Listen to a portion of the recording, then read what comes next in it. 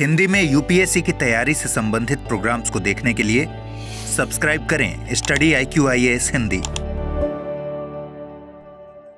Hello दोस्तों, बहुत बहुत स्वागत है आप सबका स्टडी IQ-IAS हिंदी चैनल के इस प्लेटफॉर्म पे। मेरा नाम है विकास और आज हम बात करेंगे एक ऐसे फॉर्मूले की जो देखने में आपको एक केमिकल फॉर्मूला लग सकता है, पर ये बहुत प्रैक्टिकल फॉर्मूला है। पिछले 10 वर्षों के यूपीएससी इतिहास को अगर उठा लिया जाए तो अगर आप सीरियसली मुख्य परीक्षा को क्रैक करना चाहते हैं तो ये फॉर्मूला जरूर दिमाग में रहना चाहिए। और स्टडी IQ में जब हम बात करते हैं इनोवेशन की, तो हम हमेशा इस तरीके के वीडियोस जो स्ट्रेटेजिक वीडियोस कहलाते हैं वो लेके आते हैं और बिल्कुल उन विचारों को आपके सामने रखते हैं जो खुद हमने अपना रखे हैं, जिससे हमें तो फायदा मिला था। खैर, बात की जाए अगर इनोवेशंस की, तो स्टडी IQ-IAS अपने जो P2I फाउंडेशन बैच है उनकी अगली श्रृंखला लेके आ रहा है, जो 15 अप्रैल से क्लासेस शुरू हो रही हैं। ठीक है, कक्षाएं जो हैं आपकी वो 15 अप्रैल से शुरू हो रही हैं। ठीक है, और इस बार जो खास बात क्या है कि देखिए 18 किताबों का जो सेट है उसके साथ में ये कोर्स आपको मिलेगा। मतलब 18 स्टैंडर्ड किताबें, कहने का मतलब प्रीलिम्स और मुख्य परीक्षा की सारी किताबें आपको इस बैच में एडमिशन लेने के साथ मिल जाएंगी हार्ड प्रिंट में। मतलब कि जो प्रिंटेड कॉपी आप बाहर से किताब खरीदते हैं वो पूरी मिल जाएगी। क्या क्या रहेगा? ज्योग्राफी की, इकोनॉमी की, पॉलिटी की, गवर्नेंस की, सोसाइटी की, IR की, आर्ट एंड कल्चर की, एग्रीकल्चर की, प्रीलिम्स में GS और CSET दोनों के PYQs पिछले 13 और 27 वर्षों के। उसके अलावा भी आप अगर देखें तो आपदा प्रबंधन और इस तरह के सभी जितने भी विषय हैं सब पे संपूर्ण किताबें मिलेंगी। मुझे लगता है कि ये हिंदी भाषा में एक अभिनव प्रयास है जो स्टडी IQ लेके आया है। लेकिन करना क्या है? आपको जाना है, आपको विजिट करना है studyIQ.com। studyIQ.com पे जब आप विजिट करेंगे तो यहां पे आके, ठीक है, यहाँ पे आपसे नंबर पूछता है। यहाँ पे अपना नंबर आप लॉगिन कर सकते हैं। मैं अपना नंबर लॉगिन करके आपको दिखा देता हूँ। ठीक है, अगर आप यहाँ पे नंबर आप यहाँ पे रखिए, इंटर कर सकते हैं। आप यहाँ पे नंबर डाल दिए, उसको हमने कर दिया। यहाँ पे OTP आएगा। OTP डालने के बाद आप इसको आगे एक्सेस कर सकते हैं।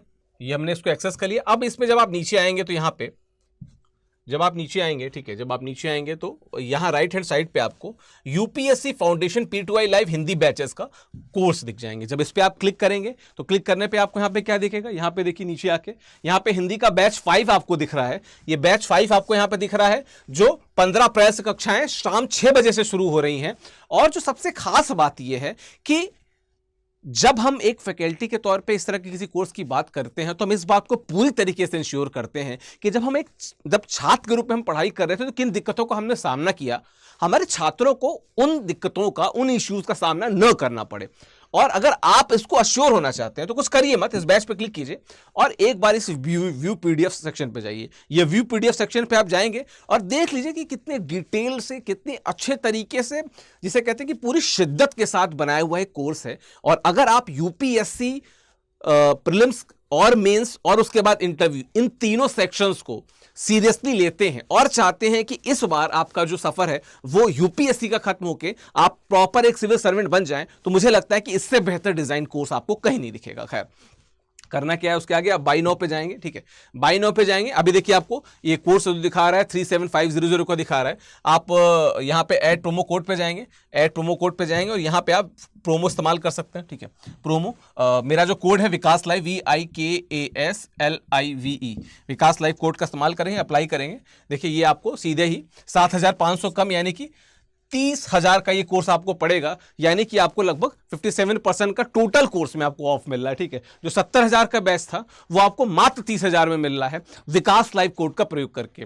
और जो उसके पहले की विशेषताएं मैंने बताई, अगर आप चेकआउट न भी करते हैं तो मैं हमेशा एक बात कहता हूं कि एक बार PDF इसको जरूर देख लीजिए। जो इसका व्यू PDF वाला सेक्शन है इसको जरूर देखिए और डिटेल्स में देखिए कि कितनी अच्छे तरीके से डिजाइन कोर्स है।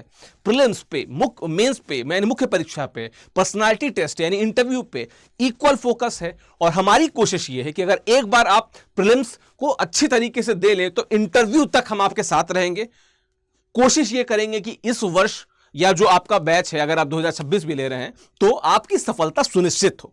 इस वजह से इस बैच की इंपॉर्टेंस बहुत बढ़ जाती है। खैर, जो मैं बात कर रहा था वो इस फॉर्मूले की बात कर रहा था कि E²O² फॉर्मूला।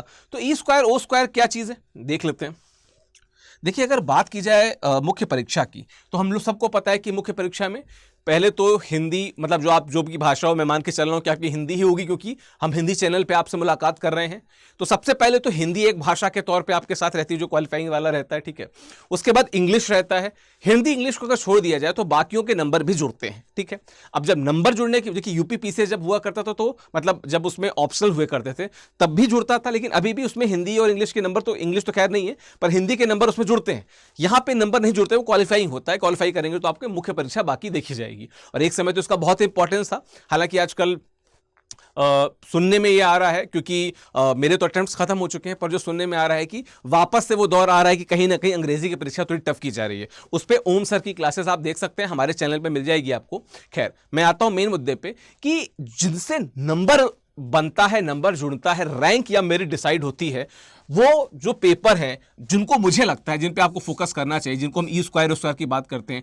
एक है एसे, यानी कि निबंध का, ठीक है। दूसरा है इथिक्स, यानी कि नीति शास्त्र। मैं भी पूरा बताऊंगा कि क्यों ऐसा है। इसके अलावा आपके जो ऑप्शनल के दोनों पेपर्स हैं,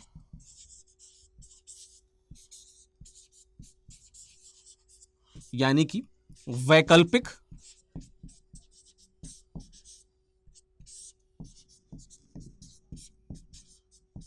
परीक्षा के प्रश्न पत्र,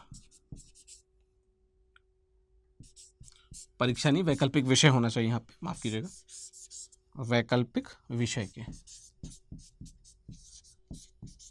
विकल्प विषय के प्रश्न पत्र। क्यों मैं इसकी बात कर रहा हूं, क्यों इसको मैं ई स्क्वायर ओ स्क्वायर एक रैंडम नाम दे रहा हूं, मैं आपको बताता हूं। आप पिछले 10 वर्षों को देख लीजिए, 2013 से अब तक देख लीजिए, जो एक्चुअली आमूल चूल बदलाव 2013 में आया था। उसके बाद जो खास बात ये रही थी कि जो जीएस, यानी जीएस 1, 2, 3, इन 3 पेपर्स में जो नंबर मिले, ये मोस्टली बहुत जनरलाइज मिले। जैसे कि अगर किसी पर्टिकुलर पेपर में लोगों को नंबर ठीक मिले हैं तो सबको ठीक मिले हैं, किसी में किसी को खराब मिले हैं तो सबको खराब मिले हैं। जैसे एक एवरेज देखा जाए तो पेपर 1 का जो एवरेज है, अगर आप देखेंगे तो लगभग 80 से 95 नंबर के बीच का है। पेपर 2 का जो एवरेज है वो थोड़ा कम है, वो 70 से 90 के बीच का है। पेपर 3 में थोड़े कभी कभी नंबर ठीक मिले, लेकिन अगर एवरेज देखें तो 90 से 105 के बीच का है, ठीक है। एक मैं उनकी बात कर रहा हूं जिन्होंने प्रॉपर रैंक सिक्योर की, मैं उनकी बात कर रहा हूं, ठीक है।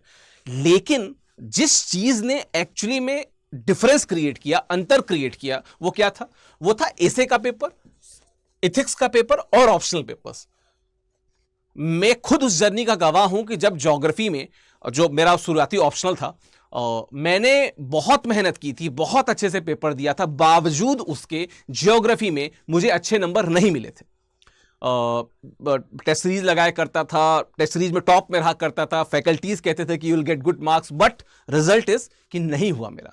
जबकि मैं उन दोनों वर्षों में मुझे इंटरव्यू की कॉल हुई थी because of essay and ethics. Ethics में 123 नंबर थे, जो कि मेरे ख्याल से ठीक ठाक नंबर थे।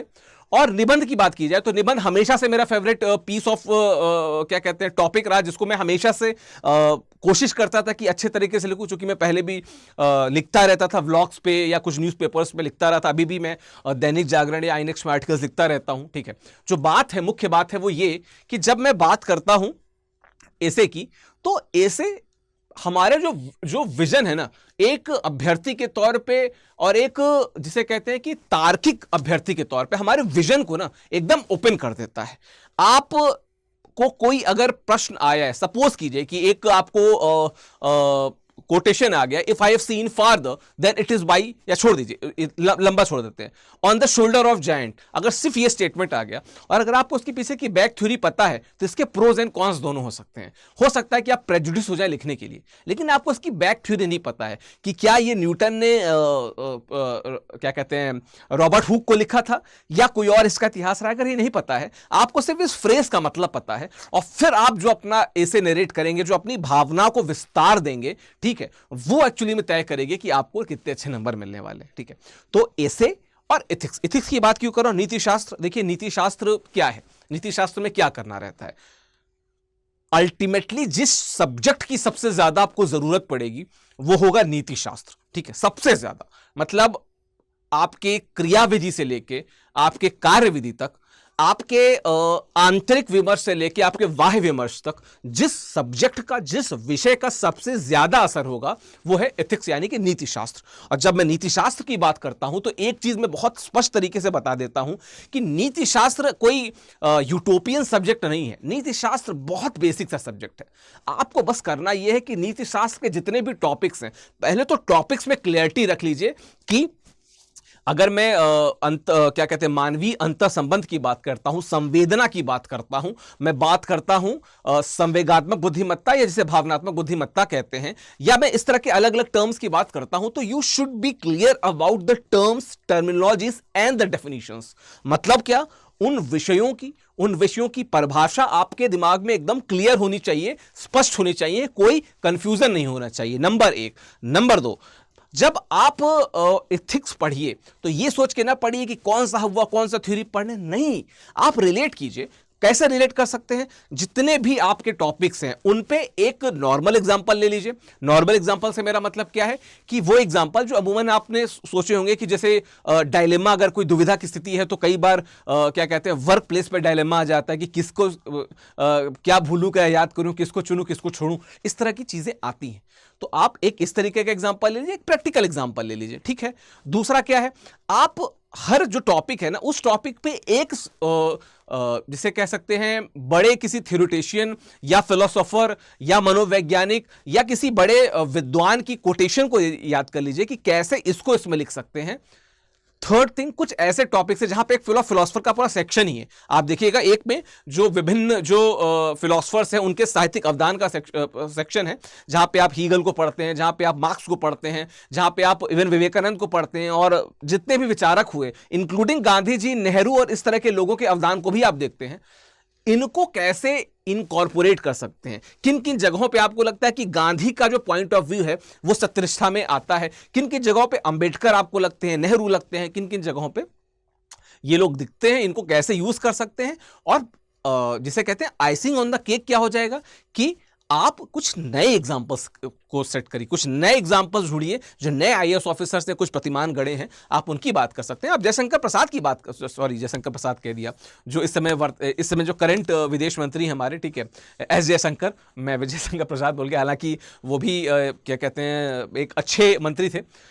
एस जयशंकर की बात कर लीजिए, उनकी डिप्लोमेटिक स्किल्स को लेकर आप बहुत कुछ लिख सकते हैं, सीख सकते हैं कि कब हमें स्थिर होना पड़ेगा, कब हमें गतिमान होना पड़ेगा, कब हमें स्थैतिक होना पड़ेगा और कब हमें डायनामिक होना पड़ेगा। ये सारी चीजें जब आप गूढ़ रूप से समझ जाएंगे, डेफिनेशन समझ जाएंगे, टर्म्स समझ जाएंगे, टर्म्स के बीच का डिफरेंस समझ जाएंगे, उन टर्म्स पे एग्जांपल्स आपको पता होंगे, प्रैक्टिकल भी थ्योरेटिकल भी, उन टर्म्स से जुड़े फिलोसफर्स की जो बातें हैं वो आपको पता होंगी। मैं लिख के दे रहा हूं कि आपका जो नीति शास्त्र का पेपर होगा बहुत अच्छा होगा। दूसरी बात, जो केस स्टडी है, मैं खुद नीति शास्त्र एथिक्स पढ़ाता हूं। केस स्टडी के साथ क्या है कि आप हर तरीके के केस को केस स्टडी लेके कर सकते हैं, बाकायदा उसको तोड़ते जाइए कि यहां पे क्या, कौन सी टकराहट आ रही है, कौन सा गुण प्रिवेल कर रहा है, कौन सा गुण जा रहा है, कौन सा दोष निकल के आ रहा है, उस दोष पे कौन कौन से हितधारक हैं, कोई भी अगर कोई घटना घटी है तो किन किन लोगों को प्रभावित कर रही है, किस किस स्तर पर प्रभावित कर रही है, अगर आप होते तो किन किन चीजों को सही कर सकते थे, किन किन चीजों पे आप कुछ दूसरा रुख ले सकते थे। ये सारी कैटेगराइजेशन अगर दिमाग में आपकी क्वेश्चन देखते ही आ जाती हैं, यकीन मानिए आपको सफलता 100% मिलेगी। और अगर आपने निबंध में अपने रचनात्मक कौशल को, अगर निबंध की परीक्षा में आपने अपने रचनात्मक कौशल को बहुत अच्छे से दिखा दिया और फिर एथिक्स में अपने अंतर्वैयक्तिक कौशल को लेखन के रूप में उतार दिया, ठीक है, तो मुझे ऐसा लगता है कि जीएस का जो सेक्शन है वो तो आपका क्रैक हो जाएगा बहुत अच्छे से। क्योंकि जो जीएस 1 2 3 है ना, जो जीएस 1 2 3 है ना, ये कहीं ना कहीं जनरल मार्किंग होती ही आई है।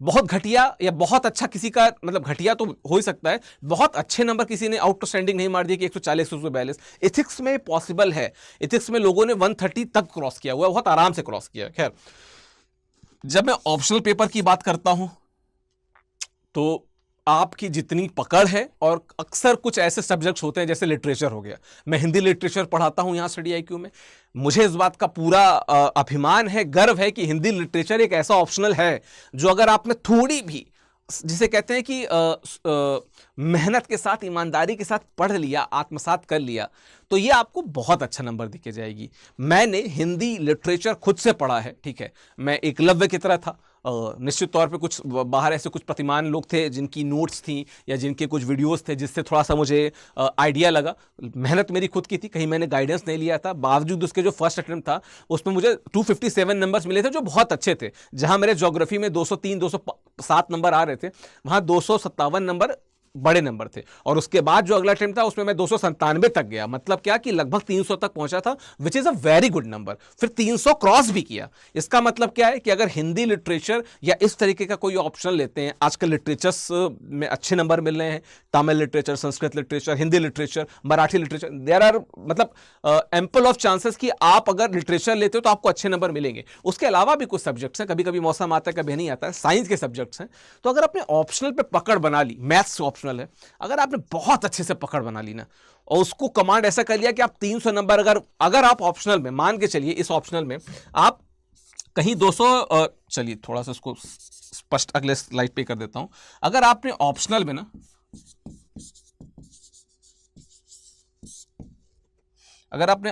कहीं एक 235 प्लस नंबर का अगर आपने टारगेट कर लिया ना कि 235 प्लस नंबर आप अगर ऑप्शन में ला सकते हैं, और अगर आपने जीएस मतलब एसे में, अगर एसे में आप मेहनत कीजिए और अगर आप 140 प्लस ले आते हैं और एथिक्स में आप मेहनत करके आप 125 प्लस ले आते हैं, एक बात 100% सुनिश्चित है कि आप इंटरव्यू देंगे। गिवन कि आपका जीएस बहुत घटिया ना हो, मतलब कुछ लिख के ना है सोचे किसी के बल पे मिल जाए, नहीं, जीएस आपका अच्छा हो, मतलब जो सबका अच्छा होता है, अगर मेहनत किए तो आपका अच्छा जाएगा। लेकिन जो चीजें शो स्टॉपर बनेंगी वो आपके ये पेपर बनेंगे। तो इन पे फोकस करना है जब भी मुख्य परीक्षा आपकी आए। इन अच्छा, जो लोग यूपी पीसीएस के भी कुछ बच्चे देखते हैं, कई बार कमेंट करते हैं, आप बस ऑप्शनल की जगह पे पेपर 5 और 6 को रख लीजिए, पेपर 5 और 6 को रख लीजिए, बाकी चीजें सेम रहेंगी। पेपर 5 और 6 को रख लीजिए, हिंदी का उसमें क्योंकि नंबर जुड़ता है उसको भी जोड़ लीजिए, उसको घटिया नहीं करके आना, उसको अच्छा करके आना। हिंदी में पढ़ाता हूं इसलिए बता रहा हूं। पेपर 5 और 6 जोड़ लीजिए, बाकी आप यू विल रॉक इट, आप बहुत अच्छी रैंक लाएंगे। सिर्फ इसको अगर आपने अपने ध्येय में रख लिया, अपने ध्यान में रख लिया, ठीक है, फोकस कर लिया बस। तो ये एक छोटी सी बात थी, छोटी बात है लेकिन बहुत इंपॉर्टेंट है। लोग मिस कर देते हैं, लोग फोकस कहीं और होता है, पॉलिटी पढ़े जाते हैं, इकोनॉमिक्स पढ़े जाते हैं, पता चला कि पूरा जितना करंट अफेयर्स पढ़ गया उससे एक क्वेश्चन आया। पर इसको अगर आपने पढ़ लिया तो उससे नेट है ना, जैसे इसकी अगर प्रैक्टिस आपने ऐसे निबंध की अगर आपने अच्छे से प्रैक्टिस कर रखी है, अपने जो दिमागी स्वरूप है उसको इस तरीके से आपने ढाल रखा है कि कुछ भी आए आप अच्छा सकारात्मक लिख जाएंगे, आपको अच्छे नंबर मिलेंगे।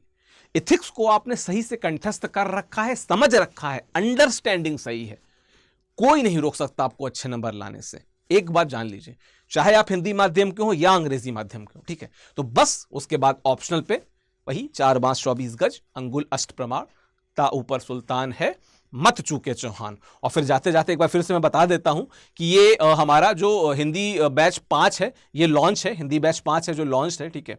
और आप यहां पे विकास लाइव कोड का प्रयोग करके VIKASLIV विकास लाइव कोड का प्रयोग करके आप जुड़ सकते हैं हमारे बैचेस से, ठीक है। 18 किताबों मतलब बता रहे, ये सबसे स्पेशल बात है, बहुत खास बात है। पूरी की पूरी जितनी किताबें हैं, जरूरी आपको कहीं देखना ही नहीं, सारी किताबें हम उपलब्ध करा देंगे हिंदी माध्यम में, ठीक है। ये सारी किताबें आपको उपलब्ध होंगी मात्र 29,999 में। आपको पूरा कोर्स भी मिलेगा और आपको सारी 18 किताबों का सेट मिलेगा। ये जो कोर्सेज हैं ये बाइलिंगुअल और इंग्लिश में भी अवेलेबल है। तो अब अगर आप बाइलिंगुअल भाषा में लेना चाहते हैं या इंग्लिश में लेना चाहते हैं, यू कैन ज्वाइन। आप studiiq.com पे विजिट करके आप राइट हैंड साइड में नीचे जो मैंने सेक्शन खोल के दिखाया था, ठीक है, मैं दिखा दे रहा हूं वापस एक बार फिर से। ये जब आप studiiq.com खोलेंगे तो आपको राइट हैंड साइड पे ये यहां पे आपको दिख जाएगा, देखिए यहां पे आपको दिख जाएगा, ठीक है, यूपीएससी फाउंडेशन बैच, ठीक है। यहां से आप ऑप्शनल को देख सकते हैं, यहां से आप पीटीवाई इंग्लिश बैचेस को देख सकते हैं, यहां से आप हमारे पीटीवाई लाइव बैचेस को देख सकते हैं, यहां पे आप टेस्ट सीरीज भी लगा सकते हैं। तो there are so many things, so many opportunities. Vikas live code का प्रयोग करके आप हमसे जुड़ सकते हैं। और देखिए, हम सबके पास 24 घंटे हैं, 12 महीने हैं और हर महीने में लगभग 30 दिन है, उससे ज्यादा किसी के पास नहीं है। इसी समय में प्लान कीजिए, इसी समय में सफलता लोग एग्जीक्यूट करते हैं। जो रैंक 1 लाएगा वो भी उतनी ही मेहनत करेगा, इसी हिसाब से प्लान करेगा जो रैंक 100 करता है। और जो लोग असफल हो जाते हैं वो इस दौरान सिर्फ सोचते रह जाते हैं। तो सोचना बंद कीजिए, काम करना शुरू कीजिए, studyIQ.com विजिट करके बाकी डिटेल्स आप देख सकते हैं यहाँ से। ठीक है, तो आशा लगा ये वीडियो, आशा करता हूं कि वीडियो आपको अच्छा लगा होगा। इस तरह के स्ट्रेटेजिक वीडियोस हम लाते रहते हैं। आपको इस तरह के वीडियोस कैसे पसंद है हमें कमेंट में जरूर बताइएगा, और किन विषयों पे आप चाहते हैं कि हम वीडियोस करें। ठीक है, StudyIQ IAS हिंदी देखने के लिए बहुत बहुत शुक्रिया, धन्यवाद। हिंदी में यूपीएससी की तैयारी से संबंधित प्रोग्राम्स को देखने के लिए सब्सक्राइब करें StudyIQ IAS हिंदी।